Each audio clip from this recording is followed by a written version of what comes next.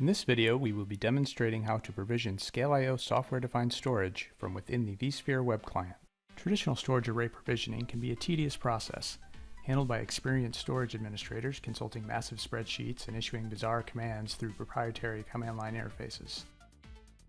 But enterprise IT is undergoing a significant transformation in order to provide cloud-like service at a much faster pace, and IT staffing is following suit. The lines separating storage, network, and virtualization admins are disappearing as teams are combined and fewer people are being asked to do more. The technology enabling this transformation is software-defined storage like ScaleIO, combined with a hypervisor like VMware vSphere to provide a hyper-converged solution. With a variety of skill sets present within an enterprise IT group, your storage solution should provide management options tailored to their preferences. ScaleIO does just this by offering several means of managing the system and provisioning storage. There is, of course, the ScaleIO GUI, simple and intuitive. There's also the ScaleIO command line, should your pride prevent you from using a GUI. And because the cloud transformation is largely about automation, ScaleIO can also be managed via a REST API. Finally, the focus of this demonstration is the vSphere vCenter plugin for the vSphere web client. More and more virtualization teams are assuming ownership of storage, particularly when it is delivered in a hyper-converged solution. Providing an interface that is both familiar to them and easily accessible within vSphere is a key enabler of their success. Today we are showing how to use the vSphere plugin to provision and share 10 ScaleIO volumes to ESX and create a data store. We start by opening the web client and selecting the ScaleIO plugin from the home screen.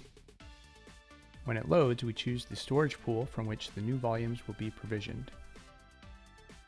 Right-clicking on the desired pool, we select Create Volume to start the wizard. We first need to select the name for the volume. This will serve as a root name if multiple volumes are created. We will create 10 volumes, each 1 terabyte in size, thinly provisioned, and using RAM read cache. Then we'll select the vSphere data center or individual ESX hosts to which the new volumes will be mapped.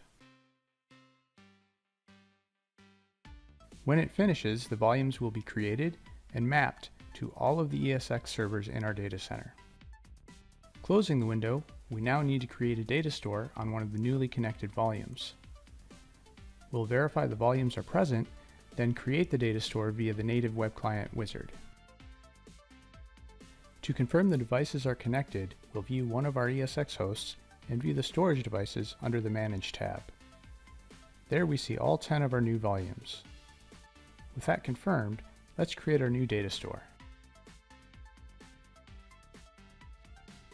We select the type, VMFS, then locate the device from which the data store will be created.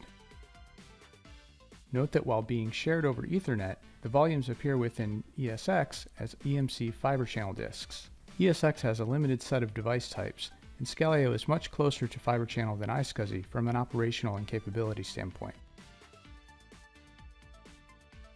To verify our data store has been created, we select the data store view and look for data store 3 in the demo video's data center. There we see our new 1 terabyte VMFS data store, ready to host virtual machines.